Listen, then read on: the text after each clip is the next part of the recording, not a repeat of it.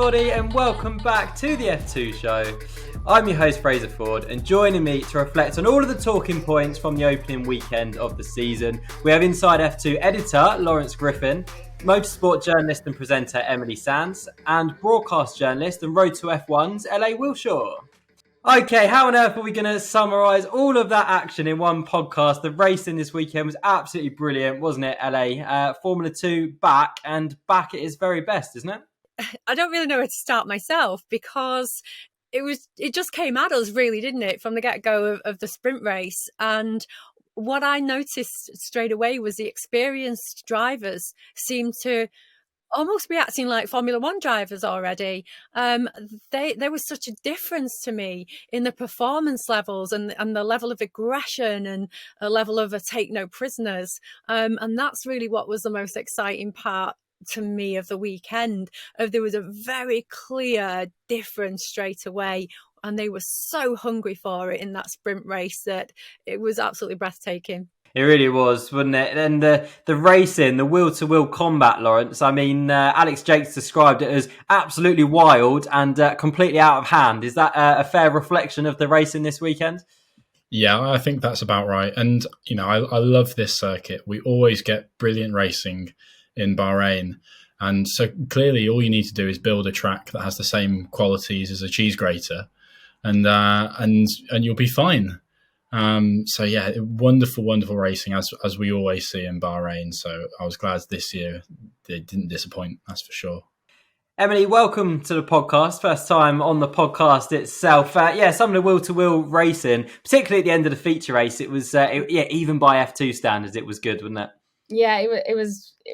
I mean, I lost track of what was going on most of the time because there's so many different battles. And I feel like what LA was saying, you could see the difference between the drivers, but there was the rookies from F3 that were getting more confident as the weekend went on. So in the feature race, you could see them getting in that, that on the apex, coming round, battling with the other drivers, going wheel to wheel. It was such a great race to start the season off. It really was, wasn't it? Right, let's get into it then, because as I said, we've got so much to get through and not a lot of time to do it in. So let's start with the guy who dominated the weekend. I think that's fair to say. Theo on pole by over 0.7 of a second, the largest margin between pole and P2 in Formula 2 history. He then goes and wins the feature race by 19 seconds as well. Absolutely outrageous from him. Is that a statement of intent to the rest of the grid, LA?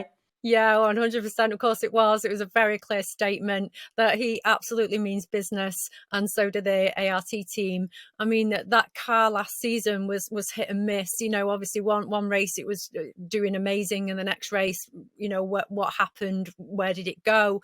But then towards the end of the season, you could see how great the team was starting to perform themselves. And of course, they narrowly missed out on the team's championship, at the very end of the very last race. Regarding Theo, he had a long winter to regroup. He got his drive back with the ART team. He made sure that he finished in the sprint race. He didn't want a repeat of last year's sprint race, so he did get into a little bit of trouble himself during that race. But I think he just wanted to make sure that he did finish that, and then won the feature race by miles. And I'm sorry, Fraser, I've got to correct you. It was almost 20 seconds ahead. It was more like 20 seconds. Don't say 19. But Boschung, he's got his mojo back, hasn't he? He really has. Whatever it was, 19, 20 seconds. He probably had time to come into the pits and put a cup of tea on, couldn't he? And have a cup of tea. But yeah, his second pole position in Formula 2, obviously after Monaco 2021. And he went on to win the race, obviously. He said after the feature race, actually, I don't want to celebrate too much. Is that a different Theo Pourchaire than what we're used to seeing, Laurence? Because we know usually he celebrates he really goes all out when he celebrates his victory, doesn't he? Is this the sign of maybe a more mature Theo Pourchaire this season? Potentially, yeah. I think to an extent he kind of knows the pressure he's under, as any driver in their third season tends to be in this series, which is completely unfair. That's often the way people see it, is that in your third season there's an expectation that you're going to demonstrate your experience and manage the tyres well at circuits like Bahrain. And he's ready now to position himself for a Formula One seat. And so he really wants to make that next step, make it a no-brainer for him to be in a seat next year, for him to get his way into Alfa Romeo, set himself up for a future when that becomes Audi, which could be really, really exciting. And I think he's so focused, not only that qualifying lap to be that distance ahead of the rest of the field, but also to finish a race 19 seconds, nearly 20 seconds, as LA says, in front of everyone else. That just shows that you're not, not letting back whatsoever. He could have very easily coasted, saved the tyres, but no, razor sharp focus throughout the entire race. Everything that could have gone wrong went perfectly. The start, the safety car restart, he was absolutely brilliant. You cannot fault what he did this weekend, and it is incredibly rare that we say that. We'll usually find some way of criticising the drivers, but that was phenomenal from him all round this weekend. Yeah, it really was, wasn't it? And we know that obviously Sauber were the ones that said about him returning to Formula 2. They're funding his season this season. He's also got an engineer who's the engineer he was working with in Formula 3, who's now his engineer this season as well. Is this performance a result of, familiar surroundings and feeling a bit loved by both Alfa Romeo Sauber and ART? Yeah, I think so. I think that definitely can't hurt him one bit. I think, having that sort of environment around him and having the personnel that he knows. We've seen before that link between driver and engineer is so important. So if you've got someone that you're familiar with in that team, it's obviously going to help you to deliver. And I think that's really what he's going to need this season. And I'm glad for him that he has those sort of personnel around him. Yeah, he was voted your driver of the round at home on our Twitter at Inside or F2 Inside with 46% of the votes. A great start to the season for him. You also voted Campos, your team of the weekend, with 58% of the votes. What a weekend for them. Winners of the sprint race in the form of Ralph Boschung, who had his best weekend in Formula 2 as well. And then P2 and P4 in the feature race on Sunday. Yeah, just an all-round great weekend for them, LA, wasn't it? Yeah, I mean, Ralph is an entity to himself, isn't he? And, he can have some absolutely amazing weekends or amazing races, and then something dramatic happens either, because of I think things happen to him. He's not one of those drivers he's sort of a driver that's rarely at fault, I think. And things tend to happen to him. Either people sort of take him off or there's something wrong with the car.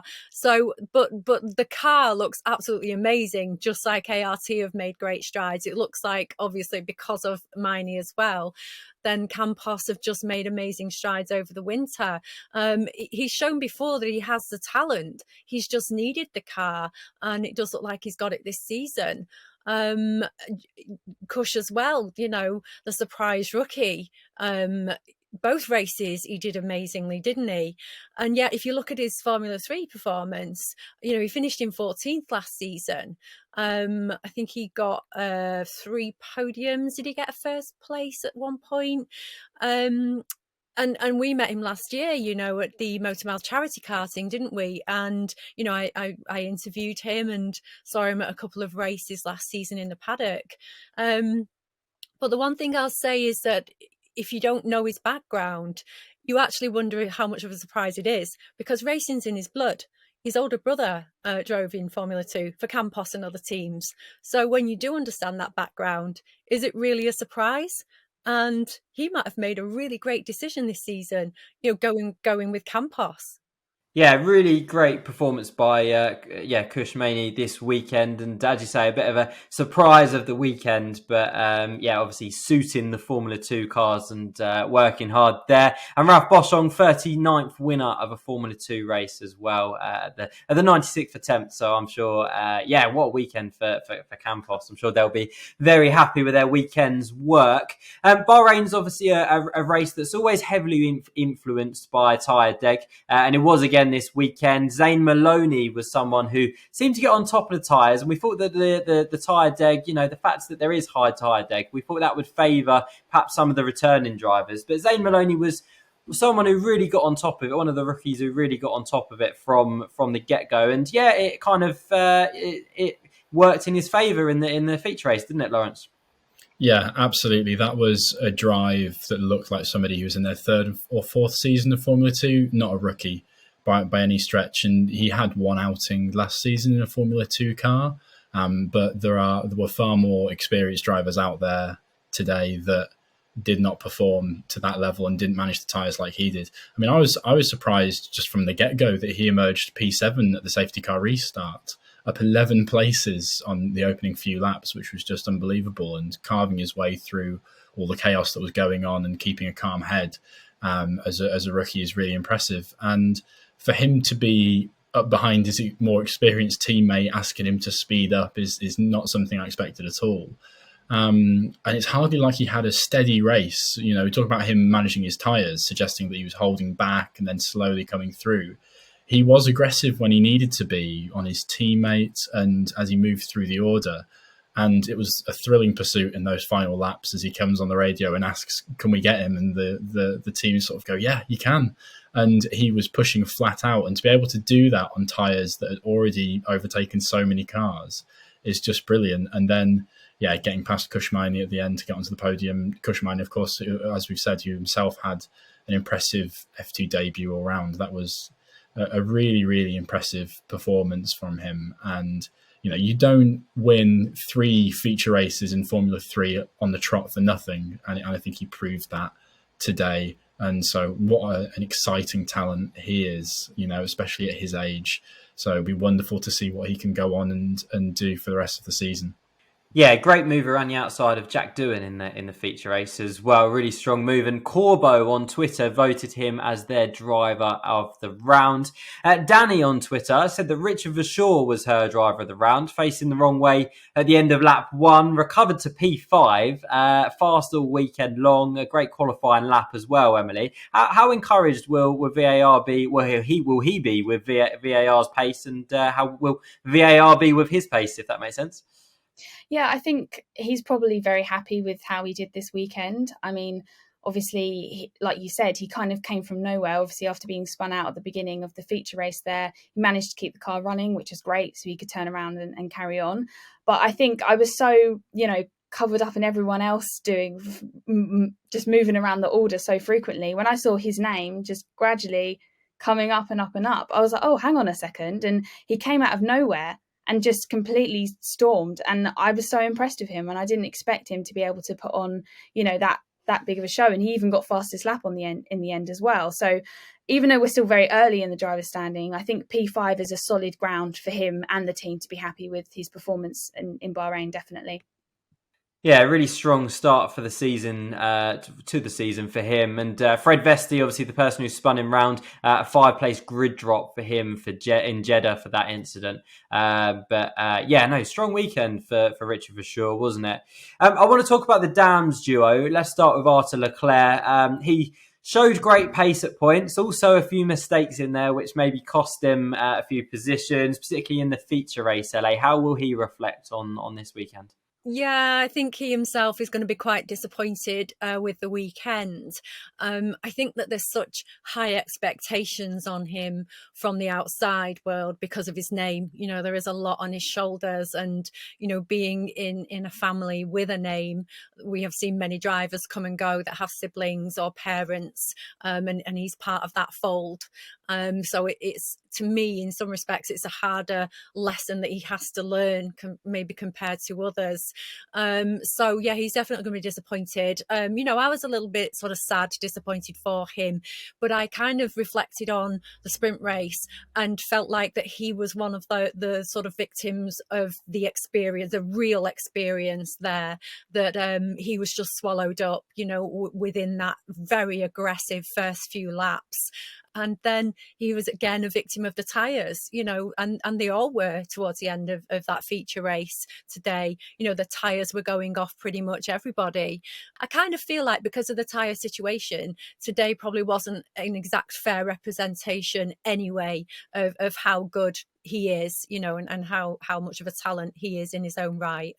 Yeah, perhaps a more accurate representation will be Jeddah in a couple of weeks' time. Your pick for the title, Laurence Ayumu Iwasa, a bit of a disappointing weekend for him by his high standards. He'll probably need to be doing better than that if he wants to compete for the title this season, won't he? Yeah, there's a possibility I may have cursed him there. There's always that possibility. No, it was disappointing, and he is going to have to do better. For him to have qualified 7th and then end up 8th from a feature race where so much action happened, you want him to be capitalising on that and moving up the order as so many drivers behind him did. So it was an unfortunate one for him today, I think. But I thought he made a good account of himself in the sprint race, really fair but aggressive racing with Leclerc. And I was waiting for him to just fall right back through the order because he was driving so aggressively and he fought brilliant with Victor Martins and he absolutely loved the up and under at turn 4, which I think is one of the best corners on the entire calendar, by the way. He showed how brilliant his racecraft is, and I can't believe the tyres managed to cope with what he was doing to them. So to bring it home in 4th, I think was good, and so he's shown his talent there, and actually comes out of this. I think he's 6th in the championship now on the back of that. If he starts to build some more consistency in and bounce back next weekend and have a stronger qualifying session would be the key, really. Then we might just look back at this as a very small blip. But it does put you under a bit of pressure right from the get-go to have someone like Theo Pourchaire that far out in front when you're wanting to go for the title yourself. So not a great start for him. But it's a long season to go, I'm sure. And I'm sure that's what Dams will be telling him this evening. Absolutely, 13 rounds to go. As you say, another driver who will be thoroughly disappointed, I'm sure, with his weekend will be Jack Doohan. A bit of a poor qualifying, just a bit of a poor weekend overall. Again, by his high standards, Emily, how frustrated will he be? I think he'll be very frustrated. He was in the top of those names that, could possibly take the title this year. And I feel like it was a very uneventful weekend for him and he didn't do very well at all. He came P17 in qualifying, came 11th in the sprint. Probably not the best tyre strategy going into the sprint race. He was on hards for most of it. So he was kind of down the bottom of the order, didn't really move up anywhere. And then he started P17 in the feature race, ended P16. I just don't really feel like there was anything from him. There wasn't much coverage either when watching it on television. So I don't really know if he did make any successful passes. I think I saw him, overtake a couple of times, but I think it was pretty uneventful, to be honest. And, just like Laurence was saying, it's the same for Iwasa, the same for Doohan. When you've got someone like Theo Pourchaire, who is 20 seconds ahead of the rest of the field, which is just, like you said earlier, unheard of for someone in F2, when he's in that, that category for being one of the best drivers this year in Formula 2, when you have an opening weekend and you're right down the bottom, even the rookies are performing better than you, then, there's got to be talks within the team, within him. He's got to figure out to not let this happen again, because this is something that he just cannot afford. And I hope to God that he, he has those conversations with the team and himself and he comes back stronger next time. Yeah, absolutely. And finally, LA, JM Correa, a point for him on his return to Formula 2. How happy will he be with his weekend? I don't know really. I kind of feel like he would have wanted more from it. We know sort of he's not a rookie, obviously, but he's coming back in again after, another season in F3. And I feel like he might have expected more, especially since we know the VAR car and what it can do, what it can achieve and what Richard's doing in it. But from my particular point of view, I feel like it's an amazing return. Absolutely, and hopefully that's just the start of the points for him this season. And yeah, what a year of Formula 2 action we're in store for if this weekend is anything to go by. Okay, let's take a look at the championship standings after the first round of the season. Theo Pourchaire leads the way after round 1. Sprint race winner Ralph Boschung is the Frenchman's closest competitor with 28 points from the first 2 races. The highest rookie after round 1 is Carlin Zane Maloney. All of his points come in the feature race. And French duo Victor Martins and Isaac Hadjar round out the top 10. And the team standings? Unbelievably, the team who finished bottom of the team standings last year, Campos, leads the team standings after round 1 in 2023. However, they'll have their work cut out to stay there. ART only 4 points behind. Carlin and Dams will feel like there's more to come from both of their teams. They sit 3rd and 4th in the standings. And a bad weekend for Prema. They sit bottom of the standings after round 1. They'll be hoping for better next time out. Okay, that's all we got time for today. My thanks to Laurence, to LA and to Emily for joining me on today's show. If you've enjoyed the show, make sure you give it a like. Let us know what your thoughts are in the comments and subscribe for more Formula 2 content. But from me, Fraser Ford, and all of us here at Inside F2, we'll see you next time.